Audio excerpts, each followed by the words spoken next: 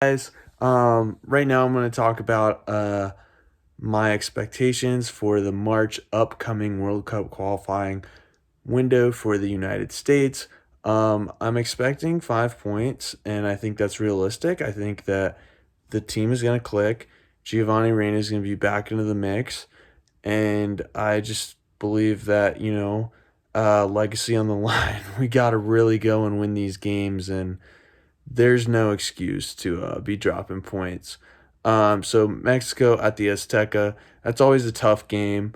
That being said, I think we can at least get a draw.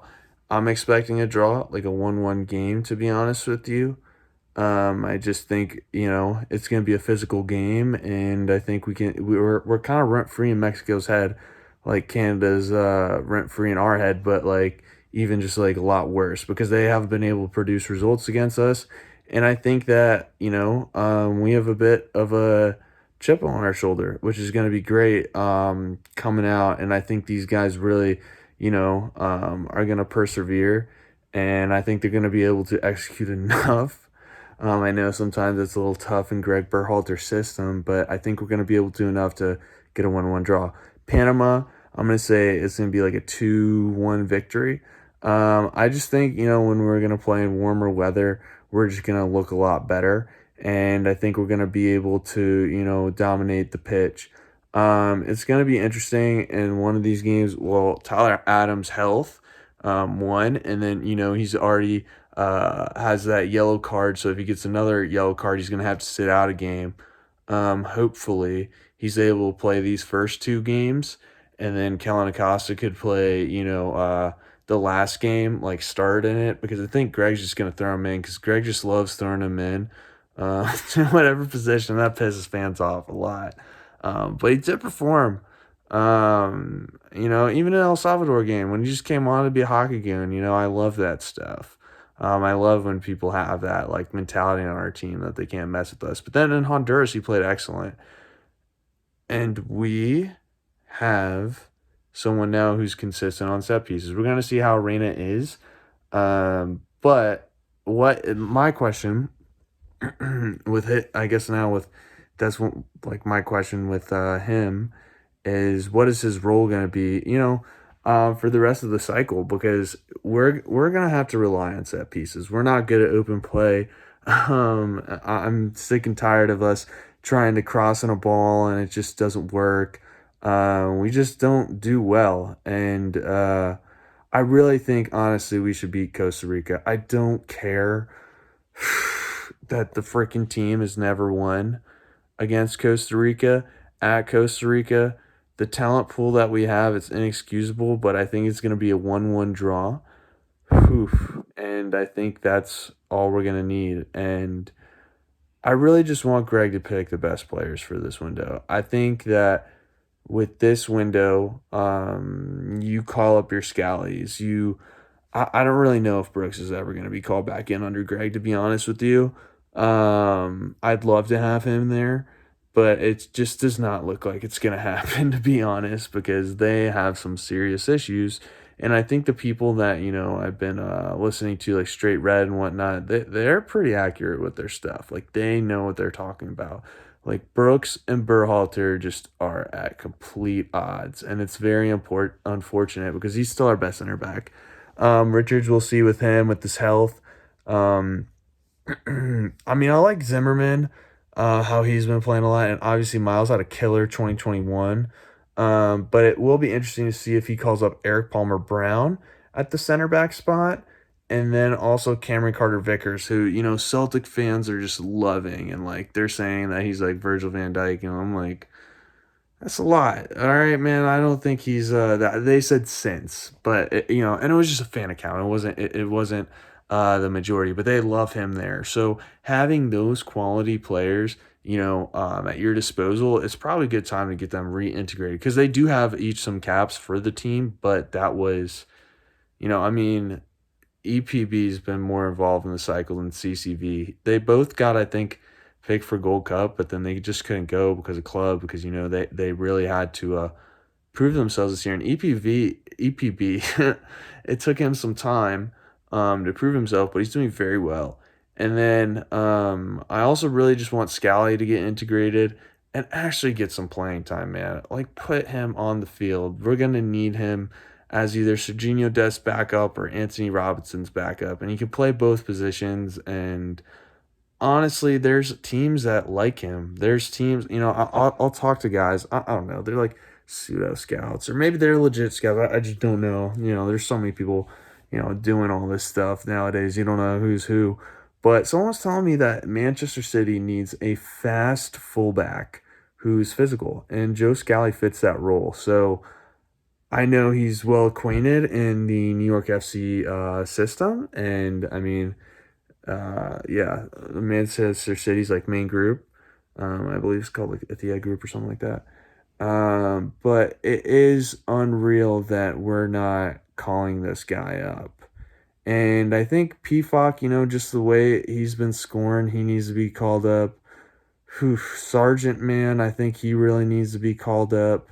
I think Sargent can make an impact in the game, and honestly, the way he can crash into the box and score that second goal that he had on his brace for Swampford not too long ago, that's the type of stuff that we honestly need. And we have so much depth on this team. It's just sad that we're just not blowing teams out. And I honestly think that Canada does have the upper hand because Canada had to play more games. Like people don't talk about that either, which kind of annoys me a little bit because Canada was playing all these games to get into qualification, right? And then, whew, they all of a sudden, did well at the Gold Cup. They kind of got screwed over, in my opinion, but I just don't understand like why, more people don't talk about that because they have been playing together for so long. We have way too many players that we rotate, and some of that is due to injuries, and some of that is due to like beef and whatnot. Like even guys like Dwayne Holmes, man, I would have loved to see him get more chances, and I think he might be able to get more chances. Honestly, he's killing in the championship.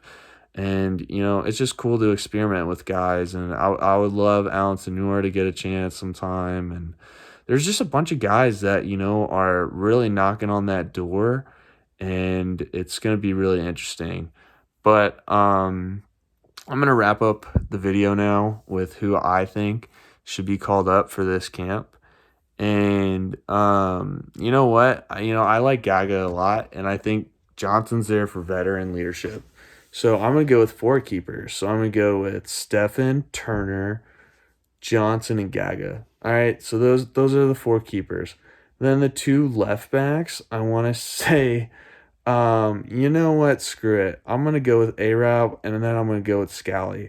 And then as the two right backs, I'm gonna go because we don't need a bunch. Okay, we have other guys who can play it in a pinch. Like, please just stop. I'm gonna go with who is it? Dest and Yedlin. That's pretty good. And if you want to throw Reggie Cannon, like maybe I throw Reggie Cannon in there. And maybe I try to integrate him as a center back option too, because to be honest with you, he's been getting a lot of playing time there at Boa Vista, and he might end up being like a okay center back. I don't know what his ceiling is for that, but if he's already integrated in the team, you know what? Just put him there.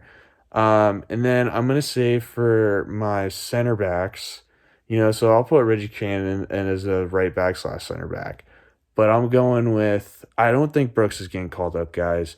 There's no way in hell that he's really gonna get called up. I mean, Wolfsburg is just, so desperate right now. Like if they were top six in the Bundesliga, he would not be playing.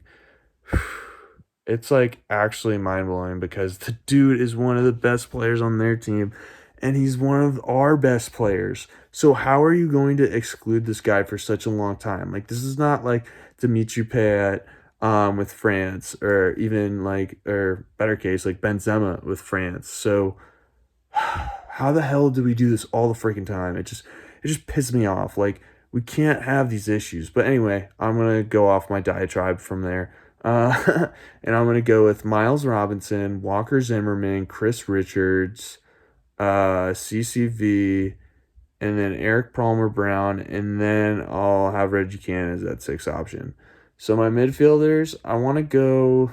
Oof, I'm gonna go with seven guys. I think I'm gonna go with Weston, Musa, Adams. Okay, and then we can have Luca De La Torre, Busio, Kellen Acosta, who I'm all obsessed with. And then who is the last one? Well, this last one is actually a guy who is a hybrid, as I call it, because he could be like a 10, because Greg did implement the 10 in the Canada game for a little bit, and I think this guy would excel even as an 8, and that is Giovanni Reyna, who I'm also going to put on my right wing list. Actually, just for my wingers list. So my wingers, I'm gonna go with Pulisic. I'm gonna go with Reyna. He's also gonna play there as well too. Then I'm gonna go with Aronson, Weah, and then man, I really want to get Conrad back into the squad, but he's got to get healthy again. Um, who's my fifth winger? I'm trying to think about that. Why is it so hard?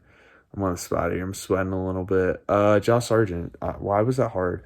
I'll pick Josh Sargent over Conrad for the time being. Because he can play also as a 9, or in my head, he can play as 8. There's also people like Brilliant Amir Connor who started the whole Josh Sargent as a midfielder thing, so I have to give him a shout out. And yeah, it's very exciting to see what he's been able to do. He's also going to be included in my 9 list.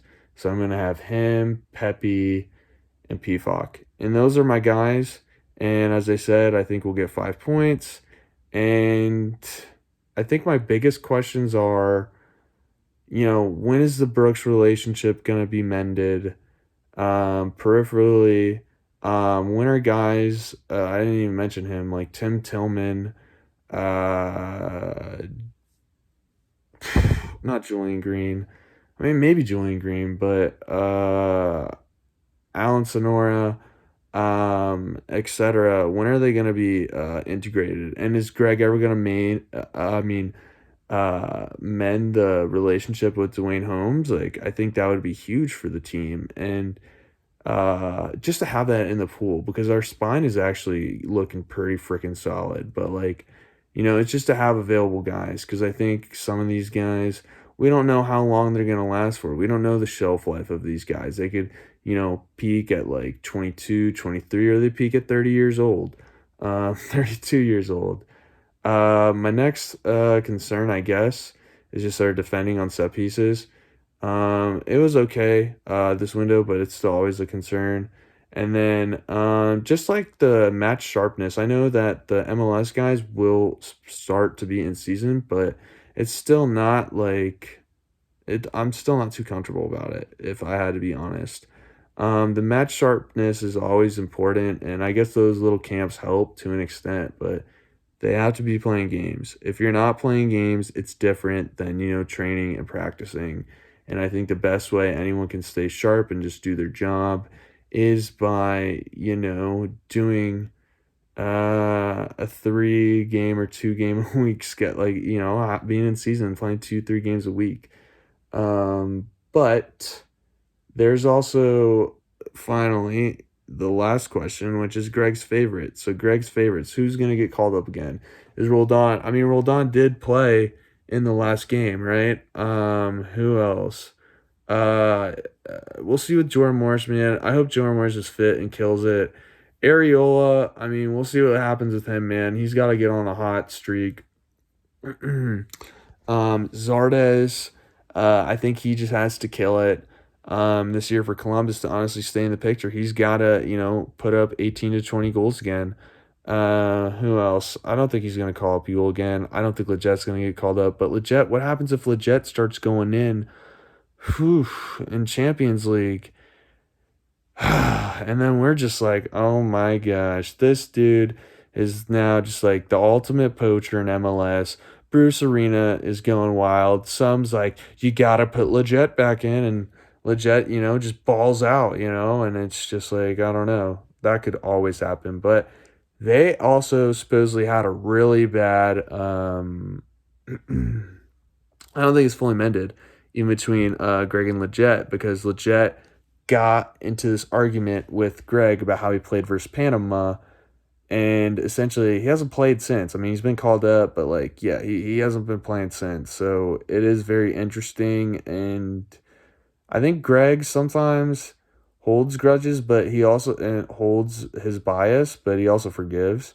So yeah, it will just be interesting to see with that. And then I didn't include Jesus Ferreira. I think Jesus Ferreira. I mean, he's right on the bubble too with like DK, and I don't know. He looked okay honestly when he played versus El Salvador. He missed those two sitters, but dude, like that first shot was actually, in my opinion, I thought it was actually a little bit harder to finish. Like he should have easily finished that, but it's a more difficult shot, and he made it more difficult because he did it with his right. And yeah, I don't think the XG was as high. I heard something on Scuff where like they said the XG it was still like 0.45, but so was Ariel's freaking bicycle kick. But we'll have to see how those two guys do. Because they might, I don't know. I hope anyone who comes into the equation can help out. And I'm always intrigued about guys like Eric Williamson too and whatnot. But we'll just have to see what happens. I'm gonna start dropping these videos as much as I can. I said daily on Twitter, but I don't know if I'll do that or if I'm just gonna drop 100 videos daily because it's really like when you're feeling creation, like feeling creative, like when you do stuff and like the urgency. And right now, I just have the urgency to go in and just keep on like making videos. I know I'm taking a lot of deep breaths on this, but that's just what I do. And I don't know, man. I think I need to take like, I'm joking here, like 100 Klonopin, meditate for hours because I am pretty nervous about where we are, and I do not, not, I do not want to be the laughing stock of international football, but that's where the USMNT has put themselves in, and I hope Greg doesn't bottle this because it would be quite embarrassing. I mean, I'm still gonna be a fan regardless. I'm still gonna be doing this stuff regardless. I know many other people will be, but you really want to make people change the way they view soccer in America, you better come dialed in, focused, and you better be a winner, man. Come on, dude. You cannot, basically blue ball us at this point. You gotta deliver on your end, and we're always gonna be here, supporting the team and whatnot. And hopefully, whenever your tenure ends, it ends on a good note, and you exceed all of our expectations. Because right now, man, it just seems like you're overthinking everything, and honestly, we have the best player pool in CONCACAF, so we shouldn't even be having this anxiety. And I don't know, I'm frustrated about like the Olympics, and it's just this complacent model that Greg isn't always, vulnerable for, or isn't the culprit for. Because man, I'm even thinking about like not qualifying for the U20 2011 World Cup, and we're still feeling the effects of that with our national team right now. But anyways, that's it. This is my video. Like, subscribe, and I hope that you guys enjoyed it. Deuces.